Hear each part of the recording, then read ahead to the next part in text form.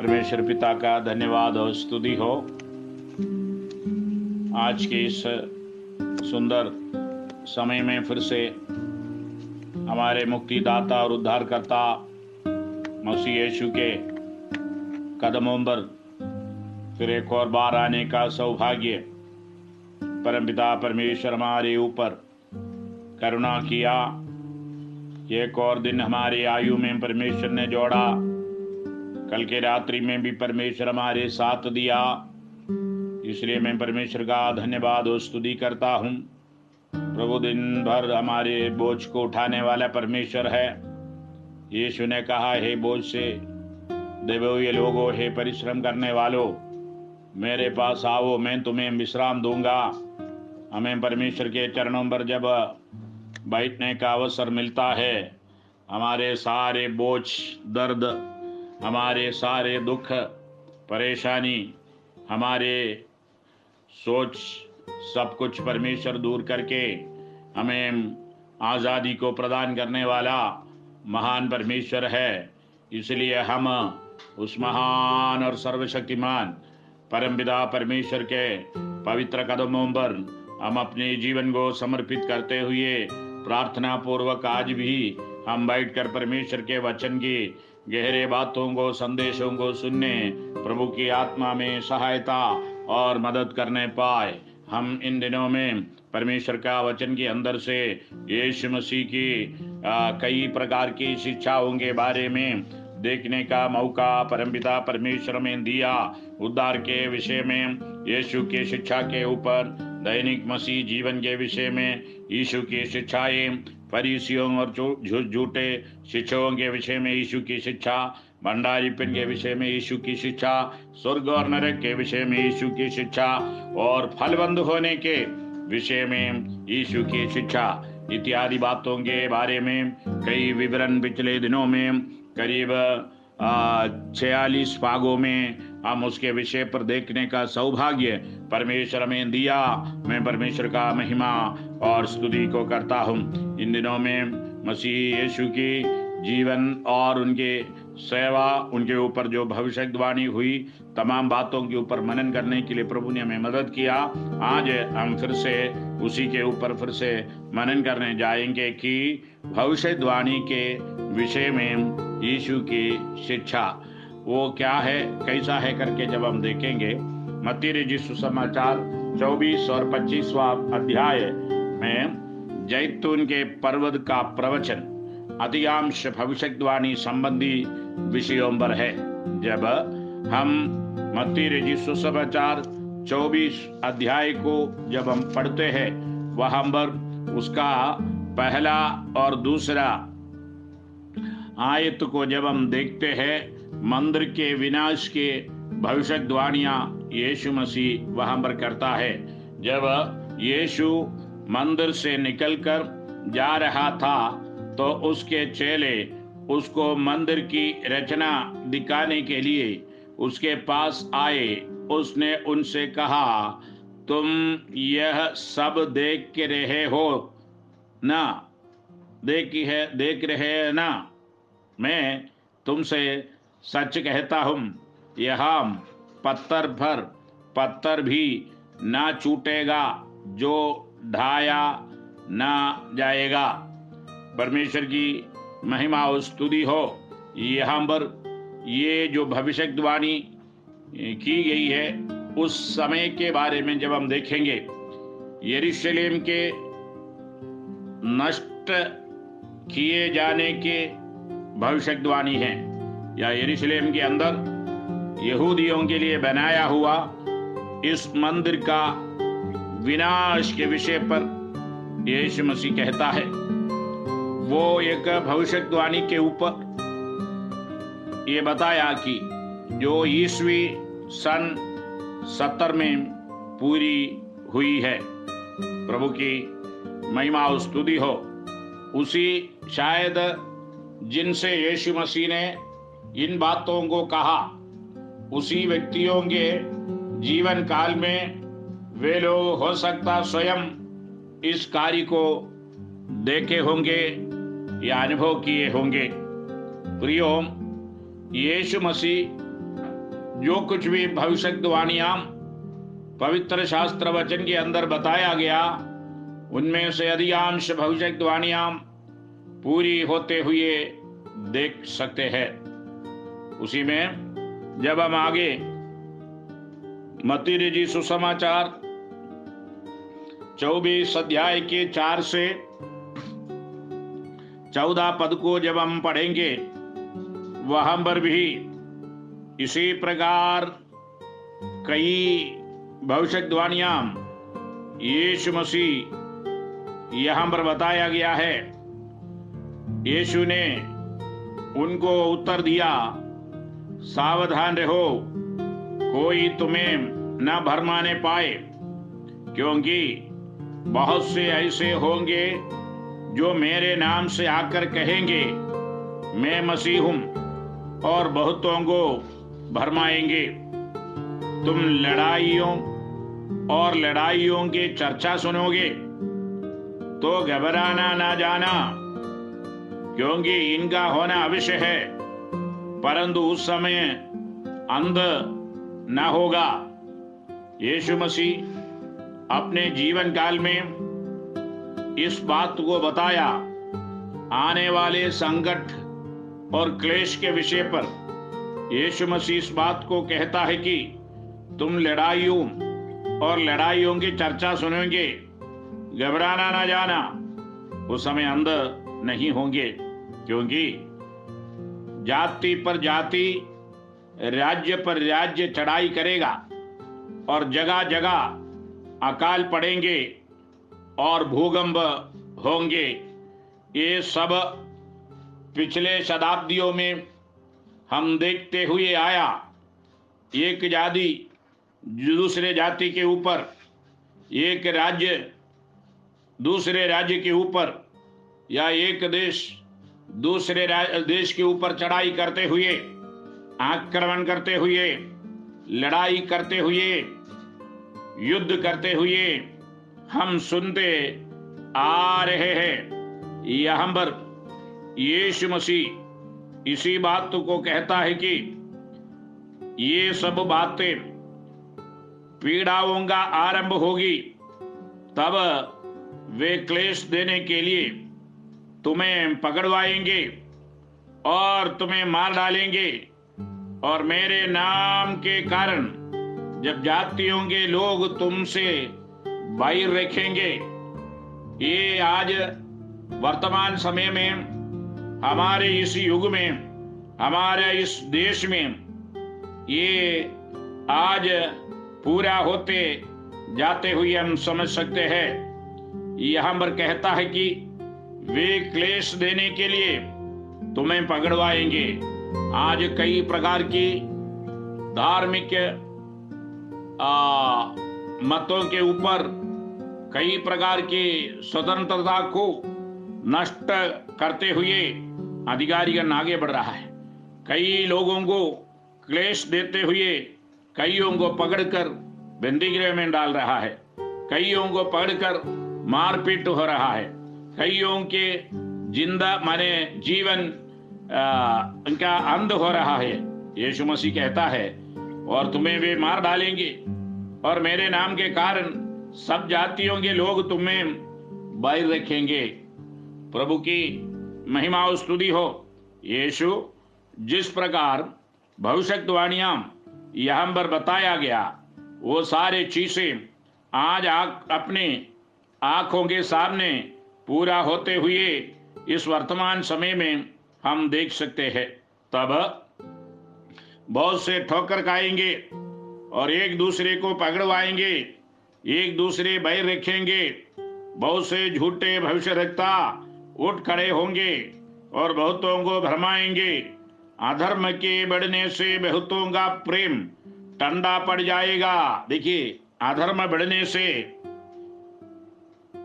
अपराध बढ़ने से, पाप बढ़ने से, दुष्टता बढ़ने से बहुतों का प्राण प्रेम ठंडा हो जाएगा। परंतु जो अंत तक धीरज धरेगा उसी का उद्धार होगा। उस राज्य का वह सुसमाचार सारे जगत में प्रचार किया जाएगा कि सब जातियों पर गवाही हो, तब अंत आएगा करके यीशु कहता है। परमेश्वर का आगमन इसलिए देरी हो रहा है कि परमेश्वर का वचन सारी पृथ्वी में न फैला हो। प्रियजनों, हमारा कर्तव्य, हमारा जिम्मेदारी ये है कि परमेश्वर का वचन का घोषणा करना।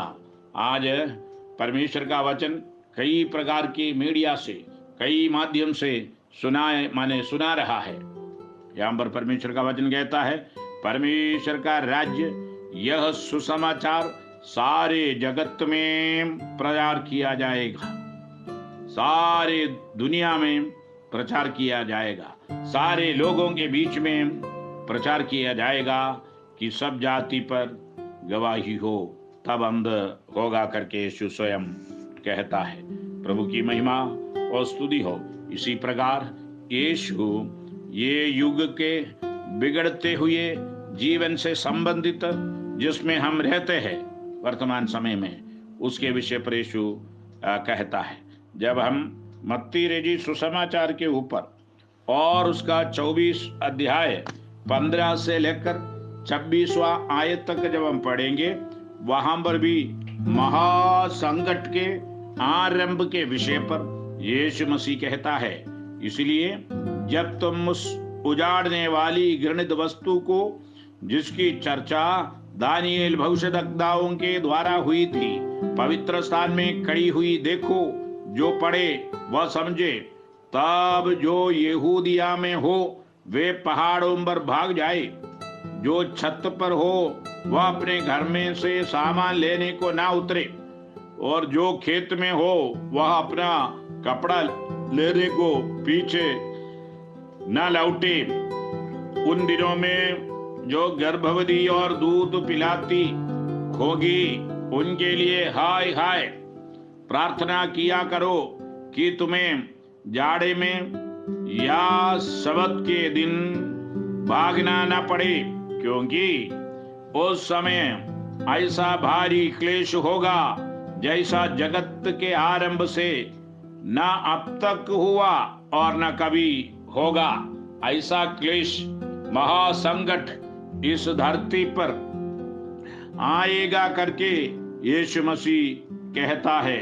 यदि वे दिन घटाए ना जाते तो कोई प्राणी न बचता, परंतु चुने हुओं के कारण वे दिन घटाए जाएंगे। उस समय यदि कोई तुमसे कहे, देखो मसीह यहाँ है या वहां है, तो विश्वास न करना, क्योंकि झूठे मसीह, झूठे भविष्यद्वक्ता उठ खड़े होंगे और बड़े चिन्ह, अद्भुत काम दिखाएंगे कि यदि हो सके तो चुने हुओं को भी भरमा दे। देखो, मैंने पहले ही से तुमसे ये सब कुछ कह दिया है। इसलिए यदि वे तुमसे कहे, देखो वह जंगल में है, तो बाहर न निकाल जाना, या देखो वह कोठरिया में है, तो विश्वास नहीं करना। इत्यादि बातें व्यक्त रूप में, साफ रूप में यीशु मसीह अपने शिष्यों को बताया कि आने वाले दिनों में ये सब होंगे करके यीशु मसीह शिक्षा दी। प्रभु की महिमा और स्तुति हो। यहाँ से हम इस बातें देख सकते हैं कि उस महाक्लेश में संबंधित है याकूब का संकट का काल को वहां पर उदाहरण देते हुए कहता है। मत्ती रचित सुसमाचार 24 अध्याय उसका 27वां पद से 31 आयत तक जब हम देखेंगे, वहां पर भी यीशु मसीह इस प्रकार बताता है, जैसे बिजली पूर्व से निकलकर पश्चिम तक चमकती है, वैसे ही मनुष्य के पुत्र का भी आना होगा। जहां लोथ हो वहीं गिद्ध इकट्ठे होंगे। प्रभु की स्तुति और महिमा हो। मनुष्य का पुत्र का पुनरागमन के विषय पर यीशु इसी प्रकार कहता है, उन दिनों के क्लेश के तुरंत बाद सूर्य अंधियारा हो जाएगा, चंद्रमा का प्रकाश जाता रहेगा, तारे आकाश से गिर पड़ेंगे और आकाश की शक्तियां हिलाई जाएगी। तब मनुष्य के पुत्र चिन्ह आकाश में दिखाई देगा।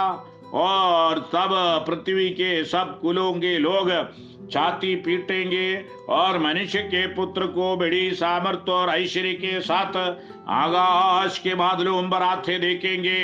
Praise God. हमारा प्रभु यीशु मसीह बादलों पर आने वाला है। मनुष्य के पुत्र के बड़ी सामर्थ्य और ऐश्वर्य के साथ आकाश के बादलों पर आते देखेंगे। जो आज मसीह यीशु में जीवित रहते हैं, पवित्र जीवन बिताने वाले लोगों को ले जाने के लिए यीशु मसीह बादलों पर आने वाला दिन हालेलुया निकट है। वह तुरही के बड़े शब्द के साथ अपने दूतों को भेजेगा। वे आकाश के इन छोर से उस छोर तक चारों दिशाओं से उसके चुने हुओं को इकट्ठा करेंगे। इस बात को प्रेरित पौलुस उन बातों को परमेश्वर की ओर से दर्शन को पाते हुए इस प्रकार हमें सिखाया जाता है कि सर्वशक्तिमान परमेश्वर के आगमन के विषय पर यीशु के शिष्य इस प्रकार वहां पर बताया गया है कि ये त्रिशुरी की किताब में इसी प्रकार वो बताता है कि क्योंकि हम प्रभु के वचन के अनुसार तुमसे कहते कि हम जो जीवित है और प्रभु के आने तक बचे रहेंगे, सोए हुए उनसे भी कभी आगे ना बढ़ेंगे, क्योंकि प्रभु आप ही स्वर्ग से उतरेगा। उस समय ललकार और प्रधान दूत का शब्द सुनाई देगा और परमेश्वर की तुरही फूकी जाएगी और जो मसीह में मरे हैं वे पहले जी उठेंगे। प्रभु की महिमा और स्तुति हो। तब हम जो जीवित और बचे रहेंगे उनके साथ बादलों पर उठा लिए जाएंगे कि हवा में प्रभु से मिले और इसी रीति से हम सदा प्रभु के साथ रहेंगे। यीशु भी इसी बात को वह स्पष्ट रूप से हमें बताता है कि वह तुरही के बड़े शब्द के साथ अपने दूतों को भेजेगा। वे आकाश के इस छोर से उस छोर तक चारों दिशाओं में उसके चुने हुओं को इकट्ठा करेंगे। यीशु मसीह के उस बादलों पर आने का समय परमेश्वर का दूत जब प्रधान दूत की आवाज सुनाई देगा, उस आवाज को सुनकर यीशु पर विश्वास करने वाले हर एक लोग, चाहे वो मरे हो जीवित हो, सब अपने महिमामय शरीर प्राप्त करते हुए यीशु के संग उठा लिया जाएंगे। प्रभु की महिमा और स्तुति हो। यह भविष्यवाणी अभी तक पूरा नहीं हुआ, ये पूरा होने वाला है। हो सकता हमारे युग में ये काम परमेश्वर पूरा करे। प्रिय जनों, हमें परमेश्वर के पवित्र हाथ में आज के दिन में समर्पित करते हुए प्रार्थना करें। ये पद महिमा में प्रभु के वापस आने के विषय में बताता है। इससे अधिक विवरण जो हम और भी परमेश्वर के वचन के अंदर से कई दृष्टांत जब यीशु मसीह हमको सिखाया, उसी में भी हम समझ सकते हैं। इसलिए आज के दिन में प्रभु के बलवंत हाथ में हमें समर्पित करते हुए हम आगे बढ़ने में प्रभु की आत्मा हमें सहायता और मदद करने पाए। प्रभु की इच्छा को समझने का शक्ति प्रभु प्रदान करे। उनके आगमन के लिए हम तैयार हो जाए। यीशु की भविष्यवाणियां चाहे वो पहले शताब्दी में हो, आज 21वीं शताब्दी में भी रहने वाले लोगों के लिए बराबर की बात है। हमारा प्रभु यीशु मसीह अब तक नहीं आया, वो शीघ्र आने वाला है। उनके आगमन के लिए हम अपने जीवन को तैयार करें। आइए हम प्रार्थना करें। सर्वशक्तिमान पिता, हम आपका धन्यवाद स्तुति करते हैं आज के इस दिन के लिए, समय के लिए धन्यवाद। आपने एक और दिन हमारे लिए दिया, इसलिए धन्यवाद। सुंदर वचनों को आपने फिर से हमें सिखाया, इसलिए धन्यवाद देते प्रभु जी। आपके अनुकरुणामय हाथ में समर्पित करते हैं। आगे भी हमें मार्गदर्शन दीजिए। हमें सुनने वाले भाई बहन बच्चों को आपके बलवंत हाथ में समर्पित करते हुए पिता पुत्र पवित्र आत्मा के नाम से हम उनको आशीषित कर देते हैं। आशीष की कारण बनने पाए। प्रभु जी, आपके आगमन के लिए हमें तैयार कीजिए। आपकी आवाज सुनने के लिए हमारे कानों को, हृदयों को खोलिए। प्रभु, आपके वचन अनुसार चलने के लिए पवित्र आत्मा की अगुवाई हमारे जीवन के अंदर दीजिए। आपकी इच्छा हम सबके जीवन के अंदर पूरी होने पाए। दिया हुआ सुंदर संग के लिए, समय के लिए फिर से धन्यवाद देते हुए इस बिंदु उद्धार करता मसीह यीशु के मधुर और सामर्थी नाम में मांगते हैं, सुनिए और ग्रहण कीजिए पिता। आमीन आमीन। सर्वशक्तिमान परमेश्वर के अवलंबार आशीषें आप सबों के जीवन के अंदर परमेश्वर प्रदान करें। धन्यवाद धन्यवाद।